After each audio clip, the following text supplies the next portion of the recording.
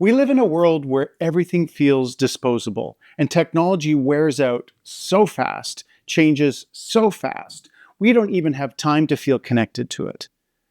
But we all have stuff we've literally carried with us and moved several times or shipped across the country or maybe around the world. We dust it off occasionally, and even if it doesn't work, we feel a connection to it. We keep it. And this is a channel about the stories worth saving of the tech we keep. For me, it really scratches an itch to learn and to tinker and to save this stuff. And so on this channel, I'm going to be sharing the stories of tech that both matters to me, and I'm going to share others' stories too. I'm going to do my very best to bring it back to life, but listen, I am not a technician.